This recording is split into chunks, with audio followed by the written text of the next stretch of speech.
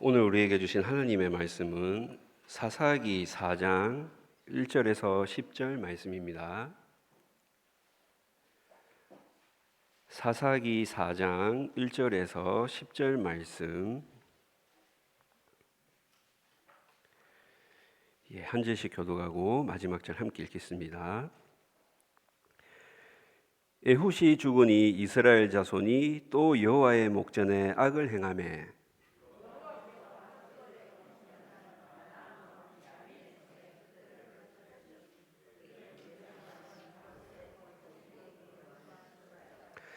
야빈 왕은 철병거 900대가 있어 20년 동안 이스라엘 자손을 심히 학대했으므로 이스라엘 자손이 여호와께 부르짖었더라.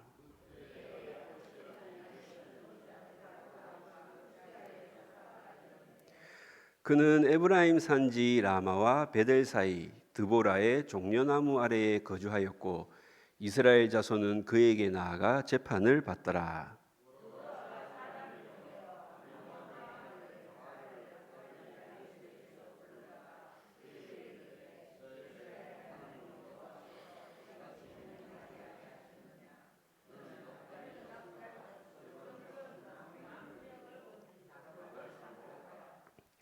내가 야빈의 군대 장관 시스라와 그의 병거들과 그의 무리를 기손강으로 이끌어 내게 이르게 하고 그를 내 손에 넘겨주리라 하셨느니라.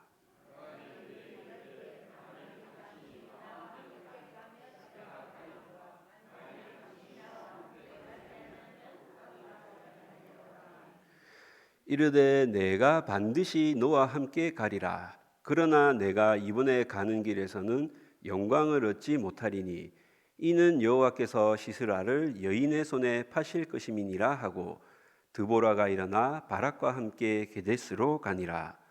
바락이 스볼론과 납달리를 게데스로 부르니 10,000명이 그를 따라 올라가고 드보라도 그와 함께 올라가니라. 아멘.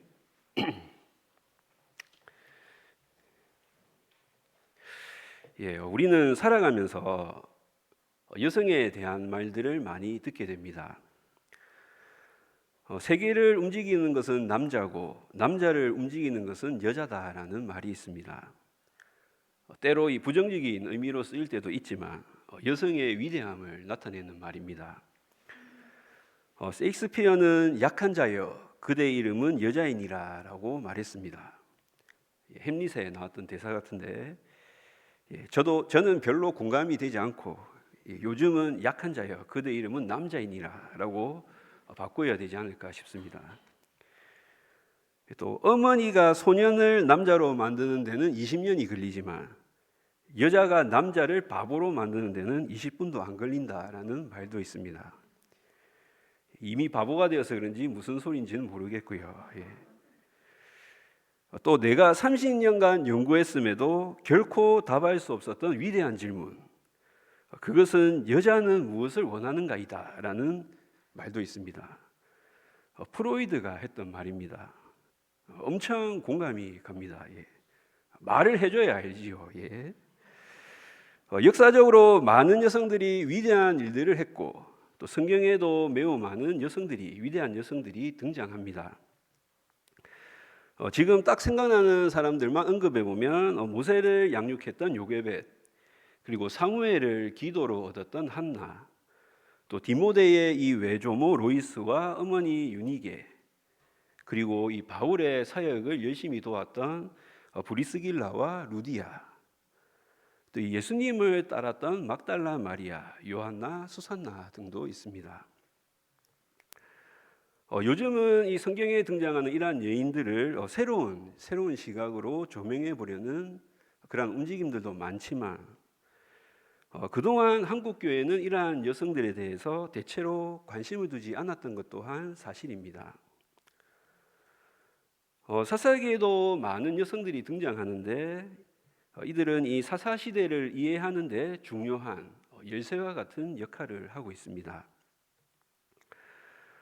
사사기 초반의 여성들은 자신의 목소리를 내고 자신의 이름을 갖고 있으며 또 자신의 권리를 요구하고 자신에게 맡겨진 사명을 잘 감당하는 그러한 모습들이 묘사되어 있습니다. 하지만 이제 사사기 후반부로 갈수록 여성들은 이 하나님의 형상을 가진 인간으로서 대접받지 못하고 물건 취급을 받고 죽임을 당하며 납치되어 강제로 결혼하고 남성들의 폭력에 희생되는 그러한 모습으로 그려집니다. 이스라엘의 하나님의 정의가 사라졌다는 증거입니다. 어느 성경 모임에서 모태 신앙인 한 권사님이 교회를 60년 이상 다녔는데 설교에서 한 번도 야엘에 대해 들어보지 못했다라는 이야기를 하셨다고 합니다. 저도 오늘 처음입니다. 오늘 드보라와 야엘 이 두 여인의 이야기를 통해서 성경이 우리에게 어떤 교훈을 주는가 하는 것을 한번 살펴보고자 합니다. 오늘 우리가 함께 읽은 이 사사기 4장은 드보라에 관한 이야기이고요. 그리고 이 뒤에 5장은 드보라가 이 전쟁의 승리를 기념하여서 하나님을 찬양하며 부른 노래입니다. 5장은 이 4장의 보충 설명이 필요할 때 잠깐씩 살펴보도록 하겠고요. 오늘 이야기 이 4장의 주요 등장인물은 4명입니다. 기호 1번 주인공 여사사 드보라입니다. 그리고 기호 2번 이 드보라의 명을 받들어서 전쟁을 치르는 이스라엘의 장수 바락입니다. 그리고 기호 3번 이스라엘을 무지 괴롭히면서 이 드보라 바락과 맞서 싸우게 되는 이 야빈의 군대 장관 시스라입니다. 가나안 왕 야빈은 초반에 잠시만 언급됩니다. 그리고 마지막으로 기호 4번 뜻하지 않게 이 전쟁에서 혁혁한 공을 세우게 되는 이방 여인 야엘입니다. 사장은 이스라엘이 또다시 하나님 앞에 악행을 행하는 장면으로 시작합니다. 에훗이 죽으니 이스라엘 자손이 또 여호와의 목전에 악을 행하매 늘 앞전에서도 늘 이야기했었던 이 사사기에 반복되어 나타나는 패턴이죠. 이로 인해서 하나님께서는 이번에는 가나안 왕 야빈을 통해 이스라엘을 징계하십니다. 여호와께서 하솔에서 통치하는 가나안 왕 야빈의 손에 그들을 파셨으니 야빈은 이 하솔의 왕이었는데 이스라엘이 그의 손에 팔렸다는 것은 역사의 아이러니가 아닐 수 없습니다. 왜냐하면 여호수아가 이미 150년 전에 이미 하솔을 정복하고 불태운 적이 있기 때문입니다. 그러나 이제 이 여호수아의 후예들이 하솔 왕의 손에 의해 정복되었으니 역사의 반전이라 할 수 있습니다. 이스라엘이 쫓아내어야 할 가나안인들을 쫓아내지 못한 결과 오히려 가나안인들에 의해서 정복당하게 된 것입니다. 더군다나 이번에는 이 압제의 강도도 더 심해졌습니다. 3절입니다. 야빈 왕은 철병거 900대가 있어 20년 동안 이스라엘 자손을 심히 학대했으므로 이스라엘 자손이 여호와께 부르짖었더라. 야빈의 군대 장관 시스라는 이 철병거 900대를 가지고 이스라엘을 심히 괴롭혔습니다. 당시 그 신무기였던 이 철병거는 모두에게 공포의 대상이었습니다. 이스라엘은 아직 철로 만든 무기를 가지지 못했던 터라 시스라의 이 군대 철병거 앞에 선 이스라엘은 탱크 앞에서 땅이야 소총을 쏘는 그런 병사들과 같았습니다.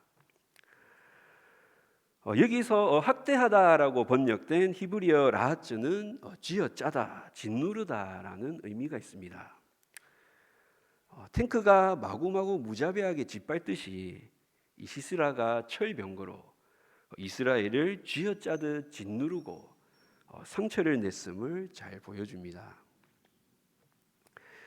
그리고 이 압제받은 기간도 보면 이 온니엘 때는 구산 리사다임이 8년간 그리고 에훗 때에는 에글론이 18년간 이스라엘을 박해했지만 이제 시스라는 20년 동안이나 이스라엘을 쥐어짜고 있습니다.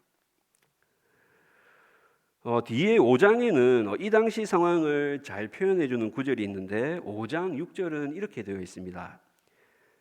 아나세 아들 삼갈의 날에 또는 야엘의 날에는 대로가 비었고 길의 행인들은 오솔길로 다녔도다.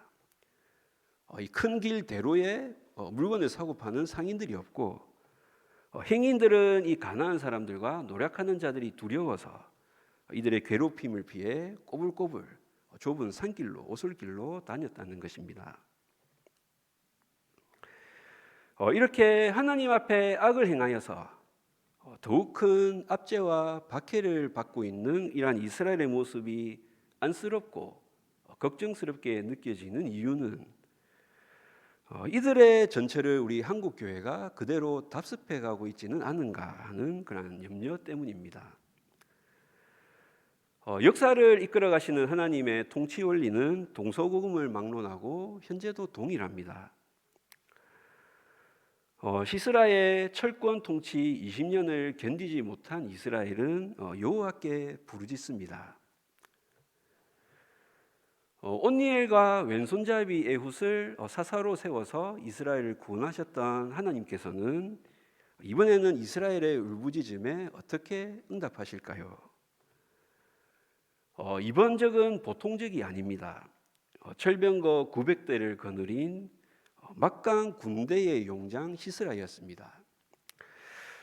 누가 감히 이 엄청난 철병거에 맞서서 전쟁을 치를 수 있을까요? 놀랍게도 이 위기의 순간에 전면에 등장한 인물은 드보라라는 여인이었습니다. 4절입니다.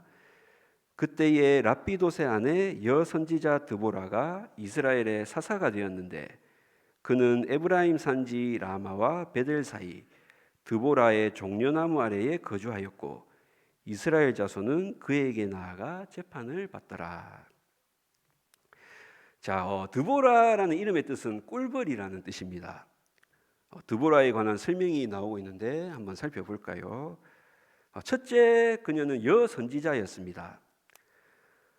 선지자는 하나님의 이 말씀을 받아서 백성들에게 전달하는 사자입니다. 이 칭호는 장차 있을 사건의 전개에 있어서 여호와의 대변인인 드보라의 역할을 잘 보여줍니다. 둘째로 랍비도세 아내입니다. 여기에는 두 가지 의미가 있는데 먼저는 이 문자 그대로 이 랍비도시라는 사람의 아내라는 뜻입니다. 그리고 이 랍비돗은 횃불, 번갯빛이란 뜻이 있습니다. 이런 의미에서 보면 지금의 이 암울한 이스라엘을 밝혀줄 횃불의 여인이라고 생각해 볼 수 있습니다. 그리고 이 뒤에 나오는 이스라엘 장수 바락의 이름은 번개라는 뜻입니다. 번개빛의 아내가 이 번개라는 이름의 소유자인 바락과 함께 시스라와 맞서 싸우는 그런 모습도 상상해 볼 수 있습니다. 셋째로 드보라는 사사였습니다. 당시 사사는 이 재판관과 군사 지도자로서의 이중 역할을 감당했습니다. 이 사사기의 영문 책 제목을 보면 Book of Judges, 재판관, 심판관이란 뜻입니다. 히브리어로는 쇼페트, 재판하다, 다스리다라는 뜻입니다. 하지만 우리가 실제 이 사사기에 나타나는 사사들의 모습을 보면 이 재판관으로서의 모습은 드보라가 유일하고요. 다른 사사들은 위기가 닥칠 때마다 임시로 리더가 되어서 이스라엘을 구원해내는 그런 군사 지도자로서의 모습으로 그려집니다.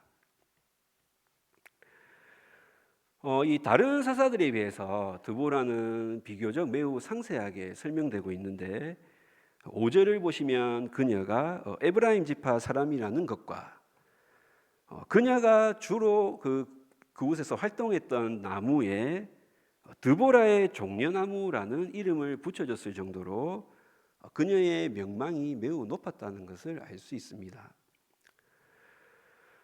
드보라는 한 지역에 오래 머무르면서 이 백성들의 분쟁이 생겼을 때 판결을 내렸고 그리고 이스라엘 백성들은 그녀를 지도자로 사사로 인정하면서 잘 따랐던 것으로 보입니다.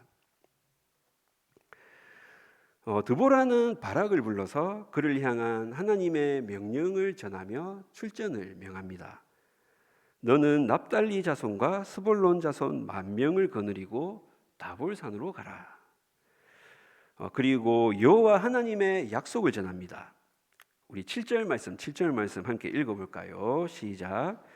내가 야빈의 군대 장관 시스라와 그의 병거들과 그의 무리를 기손강으로 이끌어 내게 이르게 하고 그를 내 손에 넘겨주리라 하셨느니라. 아멘. 자, 이러한 놀라운 구원의 약속, 구원의 명령에 대해서 바락은 어떤 반응을 보였을까요? 바락은 드보라가 자신과 함께 갈 경우에만 출전하겠다고 조건을 붙입니다. 아까도 얘기했지만 이 바락이라는 이름의 뜻은 번개입니다. 하나님께서 번개를 자신의 무기로 삼으시고 가라라고 했으면 번개처럼 번쩍하면서 쫙 가야 하는데 딴소리를 하고 있는 것이죠. 하나님의 약속보다 인간 지도자를 더 의지하고 있는 것입니다. 우리의 모습도 이렇지는 않습니까? 여러분은 이 하나님의 번개 칼이나 창처럼 이 하나님의 명령에 즉각 복종할 준비가 되어 있습니까? 아니면 하나님의 명령과 약속에 늘 조건을 달고 있지는 않습니까? 아니, 하나님의 약속과 명령에 이렇게 주저하는 모습을 보이다니 어떻게 그럴 수가 있는가? 우리는 이렇게 망설이는 바락의 모습을 보며 정죄합니다. 그리고 오늘 만약에 하나님의 사자가 짠하고 나에게 나타나서 이러한 약속의 말씀을 나에게 준다면 당장 실행에 옮길 텐데 라고 생각하기 쉽습니다. 자, 그런데 우리는 이 단지 드보라 한 사람의 말만 가지고 있는 것이 아닙니다. 우리에게는 이미 수많은 선지자들의 말과 사도들의 메시지가 주어졌습니다. 그리고 무엇보다도 우리는 우리의 주님이신 예수 그리스도의 살아있는 말씀까지 가지고 있습니다. 그렇다면 과연 오늘 우리에게는 나에게 주신 이 하나님의 말씀에 순종하고자 하는 모습이 있습니까? 과거 이스라엘과 마찬가지로 오늘날 우리 교회도 어둠의 세상 세력에 맞서 전투하는 교회입니다. 우리도 하나님의 이 뽑혀진 칼처럼 즉각 순종할 자세가 되어 있어야 할 것입니다. 바락이 당신이 나와 함께 가지 아니하면 나는 가지 않겠노라라고 하자 드보라는 재빨리 그리고 단호하게 이야기합니다. 내가 반드시 너와 함께 가리라. 드보라는 그저 남에게 자신도 믿지 못하는 그러한 하나님의 말씀을 전하는 그러한 인물이 아니었습니다. 그녀는 자기가 확실히 믿고 신뢰하는 그러한 말씀을 전하는 하나님의 사자였습니다.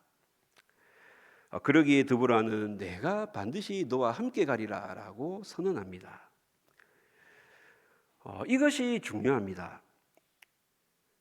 현실적으로 불가능해 보이고 암울해 보이는 상황 가운데에서 말뿐인 이 하나님의 약속을 붙든다는 것은 사실 그리 쉬운 일이 아닙니다. 하지만 이 절망의 상황 가운데 무엇보다도 필요한 것이 이 하나님의 약속입니다. 우리 지난 주일에도 살펴봤었죠. 형 에서의 진노를 피해서 외삼촌 라반의 집으로 도주하는 야곱. 그런 야곱에게 아버지 이삭은 하나님의 축복의 말씀, 언약의 약속을 다시 한번 일깨워 줍니다. 야곱은 힘든 고난에 처할 때마다 아버지께서 주신 이 하나님의 약속의 말씀을 붙들고 일어섰을 것입니다. 가끔 이 프로토스 청년들을 상담하다 보면 목회자로서 무능함을 느끼게 될 때가 많습니다. 병든 자를 치료할 수 있는 능력이 있는 것도 아니고 또 이 경제적인 고통을 당하는 청년들에게 여기 가라, 내가 다 얘기해놨다, 이렇게 시원스럽게 일자리 하나 제시해주지 못합니다. 고민에 빠져 상담을 요청하는 청년들에게 뭔가 뾰족한 실질적인 해결책을 제시해주지 못하는 내가 과연 어떠한 것들을 해줄 수 있는가, 이러한 마음에 실망감을 느끼고 한계를 느낄 때가 많습니다. 하지만 이 눈앞에 닥친 문제를 실질적으로 해결하는 것만이 도움을 줄 수 있는 것은 아닙니다. 이런 어려움에 빠진 이들을 실질적으로 보살피고 도움을 줄 수 있는 분은 하나님이십니다.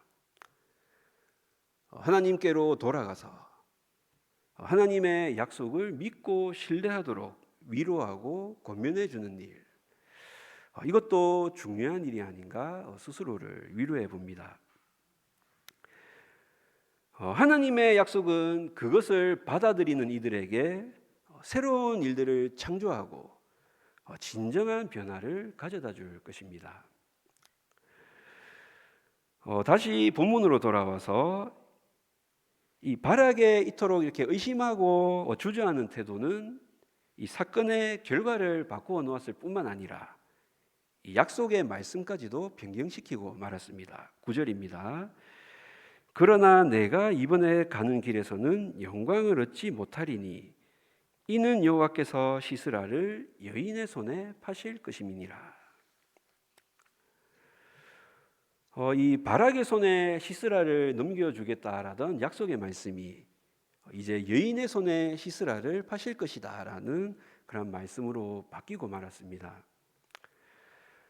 하나님에게는 바락의 손만 있는 것이 아닙니다. 하나님은 그의 계획을 이루어 가실 수많은 손들을 가지고 계십니다. 마침내 이 결전의 시기가 다가왔습니다. 드보라는 바락과 함께 가데스로 가서 하나님의 명령대로 납달리와 스불론 지파 사람들 1만 명을 전투로 불렀습니다. 이스라엘이 이제 다볼산에 올라서 전투할 준비를 마쳤다는 소식을 첩보를 접하자 시스라도 신속하게 움직입니다. 그는 자신의 총병력을 기손강으로 집결시킵니다. 자, 그런데 여기서 이 본문의 흐름상 별로 중요해 보이지 않는 정보가 갑자기 뜬금없이 11절에 소개되고 있습니다. 모세의 장인 호밥의 자손 중 겐 사람 헤벨이 떠나 게데스에 가까운 사하나님 상수리 나무 곁에 이르러 장막을 쳤더라. 이런 게 괜히 나오는 게 아니겠죠. 이 짧은 정보는 나중에 벌어지는 사건들의 복선이 됩니다. 드보라는 이제 바락에게 본격적인 출정을 명하면서 이것이 여호와의 전쟁임을 선포합니다. 드보라가 바락에게 이르되 일어나라, 이는 여호와께서 시스라를 내 손에 넘겨주신 날이라. 여호와께서 너희 앞서 나가지 아니하시느냐 하는지라. 드보라는 바락에게 일어나라라고 외칩니다. 어쩌면 이스라엘 군대는 지금 넋을 잃고 앉아 있었을지도 모릅니다. 한번 상상해 보시기 바랍니다. 철병거 900대를 거느린 시스라가 기손강 근처 넓은 평지에 집결해 있습니다. 말 한 필이 이 병거를 이끈다고 해도 지금 1000마리에 가까운 말들이 부르짖고 있습니다. 말발굽 소리, 철컹철컹거리는 이 철병거가 굴러가는 소리, 그리고 이 태양의 번쩍이는 투구와 또 이 창과 검의 눈부심은 이스라엘 군대를 공포에 빠뜨리기에 충분했을 것입니다. 게다가 이 넓은 평지는 시스라의 철병거가 최상의 전투력을 발휘할 수 있는 그런 최적의 장소였습니다. 그러나 이때 드보라는 외칩니다. 일어나라.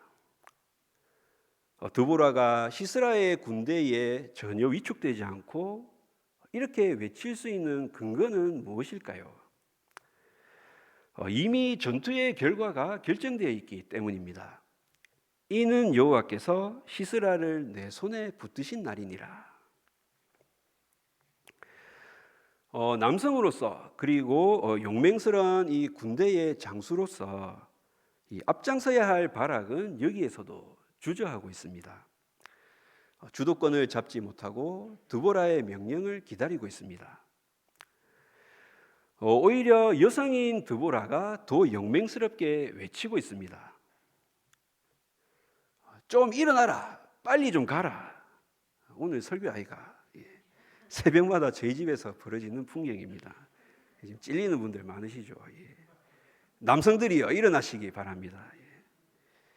요즘은 반성하고 일찍 와서 기도로 준비하고 있습니다. 의심되는 분들은 새벽에 직접 나오셔서 확인해 보시기 바랍니다. 자, 전쟁의 결과는 어떻게 되었을까요? 15절입니다. 여호와께서 바락 앞에서 시스라와 그의 모든 병거와 그의 온 군대를 칼날로 혼란에 빠지게 하시매 시스라가 병거에서 내려 걸어서 도망한지라. 드보라의 선언대로 이 시스라의 막강한 군대를 혼란에 빠뜨린 것은 다름 아닌 여호와 하나님이셨습니다. 자, 이렇게 시스라와 바락이 치른 이 전투에 관한 묘사는 의외로 이 본문에서 배경과 이 사건의 배경과 인물에 대해서 설명하고 있는 것에 비해 몹시 짧게 나옵니다. 어떻게 보면 여호와 하나님이 이 전쟁의 주인이시다, 이것이 중요하지 그 외에 전쟁의 내용은 중요하지 않다라는 것을 강조해서 말해주는 것 같습니다. 자, 하지만 이 뒤에 5장 드보라의 노래에 보면 이 하나님께서 이 시스라의 군대를 어떻게 치셨는가, 이것에 관한 보충 설명이 나옵니다. 우리 5장 20절, 21절을 함께 한번 읽어보겠습니다. 시작. 별들이 하늘에서부터 싸우되 그들이 다니는 길에서 시스라와 싸웠도다. 기손강은 그 무리를 표류시켰으니 이 기손강은 옛 강이라. 내 영혼아, 내가 힘 있는 자를 밟았도다. 아멘. 이 별들이 하늘로부터 싸웠다는 표현을 통해서 우리는 이 전쟁이 하나님과 그 대적자들의 전쟁임을 알 수 있습니다. 그리고 하나님께서 사용하신 무기는 엄청난 폭풍우였습니다. 기손강은 평상시에는 물이 흐르지 않는 이 사막 지역의 개울입니다. 와디라고도 하죠. 비가 오는 우기 외에는 메말라 있지만 비가 오면 순식간에 물이 불어나고 질퍽해지는 강으로 변합니다. 아무리 기동성이 좋고 막강한 철병거라고 해도 비가 오고 땅이 진흙탕이 되어버리면 무용지물이 되고 맙니다. 하나님께서 엄청난 비를 내리시고 우르릉쾅쾅 천둥 번개로 땅이 흔들리자 시스라는 꼼짝하지 못하고 그의 자랑이었던 병거를 내버리고 걸어서 도망하는 처지가 되고 맙니다. 시스라가 병거에서 내려 도보로 도망한지라. 바락이 그의 병거들과 군대를 추격하여 하로셋 학고임에 이르니 시스라의 온 군대가 다 칼에 엎드러졌고 한 사람도 남은 자가 없었더라. 이리하여 대전투가 끝이 났습니다. 하지만 시스라가 남았죠. 17절을 보시면 전투에서 패한 시스라는 혼란과 피곤한 가운데 걸어서 야엘의 장막에 도착합니다. 시스라가 걸어서 도망하여 겐 사람 헤벨의 아내 야엘의 장막에 이르렀으니 이는 하솔왕 야빈과 겐 사람 헤벨의 집 사이에는 화평이 있습니다. 아까 11절에 잠깐 이 헤델이 게데스 상수리 나무 근처에 이 장막을 쳤었다는 내용이 나왔었죠. 복선이었습니다. 시스라는 이 헤벨과 야빈이 같은 편이라고 친분이 있다고 생각했기 때문에 그쪽으로 향한 것 같습니다. 헤벨의 아내 야엘이 나가서 시스라를 정중하게 대접합니다. 나의 주여 들어오소서, 내게로 들어오시고 두려워하지 마소서. 야엘의 이러한 적극적인 초청에 따라 시스라는 그녀의 장막으로 들어갑니다. 우리는 여기서 앞에 드보라가 했던 예언을 떠올리게 됩니다. 여호와께서 시스라를 여인의 손에 파실 것임이라. 알 수 없는 긴장감이 흐릅니다. 야엘은 시스라를 이불로 덮어줍니다. 이러한 야엘의 호의의 마음이 놓인 시스라는 정중한 태도로 물을 청합니다. 야엘은 시스라에게 물이 아닌 우유를 대접해 줍니다. 그 이유는 무엇일까요? 궁금하시죠? 우리만 궁금한 게 아니라 성경학자들도 궁금했던 것 같습니다. 이 피곤하고 지친 시스라에게 좀 더 영양가 있는 음료를 제공함으로써 이 자신이 호의를 베풀고 있다는 것을 보여주려 했다라는 의견도 있고, 또 이 따뜻한 우유를 먹으면 엄청 졸립죠. 불면증 환자들에게 이 의사가 권고하는 사항이기도 합니다. 이 졸음을 유발하는 우유를 먹이고 시스라를 깊이 잠들게 만들어서 지금 뭔가를 꾀하려 한다라는 해석도 있습니다. 자, 그리고 또 이 야엘이라는 이름의 뜻은 산념소라는 뜻입니다. 산념소가 젖을 제공한다. 뭔가 성적인 함의가 있다고 보는 학자들도 있습니다. 아무튼 이 야엘이 제공한 우유를 마시고 시스라는 원기를 회복하고 그녀를 신뢰하게 됩니다. 시스라는 잠들기 전에 야엘에게 망을 보고 이 자신의 존재를 숨기라는 지시를 합니다. 자, 우리 20절 오늘 말씀 저기 4장 20절 말씀 함께 읽어볼까요? 시작. 그가 또 이르되 장막문에 섰다가 만일 사람이 와서 내게 묻기를 여기 어떤 사람이 있느냐 하거든 너는 없다 하라 하고. 자, 이 구절을 함께 읽은 이유는 시스라는 이 자신을 쫓는 사람들에게 발각되지 않기 위해서 한 말이지만 사실 이 말은 이 시스라 자신의 운명을 예고하는 말이 되고 말았기 때문입니다. 또한 이 구절은 문법적 오류로 논란이 많은 구절입니다. 이 우리말 성경으로는 잘 구분이 가지 않는데 이 원문을 보시면 이 장막 문 앞에 서 있으라. 여기 쓰인 히브리어 아모드는 2인칭 남성 단수 명령형입니다. 이 여성인 야엘에게 사용하기에는 문법적으로 맞지 않는 것이죠. 여러 가지 여기에 관한 의견들이 있지만 다 살펴볼 필요는 없을 것 같고요. 시스라는 군대 장관이기 때문에 남성들에게 명령하는 데 매우 익숙합니다. 처음에는 이 쫓기는 신세로 비참하게 야엘을 찾아와서 뭔가 소심하고 두려워하는 그러한 모습이었지만 이제 우유를 마시고 원기를 다시 회복해서 정신을 차려서 다시 오만한 명령자의 입장으로 돌아간 그러한 모습을 묘사하는 것이다 라고 보는 게 가장 좋을 것 같습니다. 이러한 기법을 통해서 이 성경의 저자는 이제 야엘이 상대하는 사람이 패잔병 시스라가 아니라 가나안 왕 야빈의 위세 등등한 군대 장관이라는 것을 이 독자들에게 은연중에 알려주고 있습니다.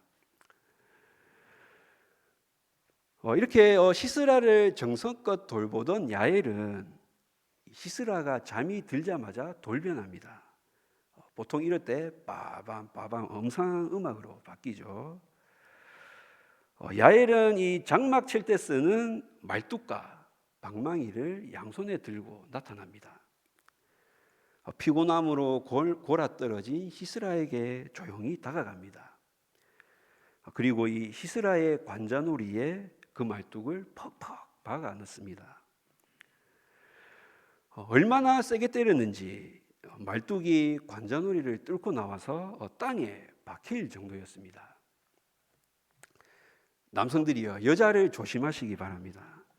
특별히 잘 때 조심하시기 바랍니다. 저는 오늘 아마 마루에서 자야 될 것 같습니다.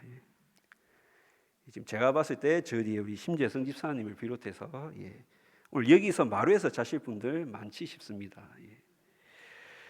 자, 이렇게 야엘이 대담하게 시스라를 죽인 후에 바락이 도착합니다. 하지만 바락은 그저 이 시스라의 죽음을 확인할 뿐, 이 드보라가 예언했던 대로 이 전쟁에서 아무런 영광을 얻지 못합니다.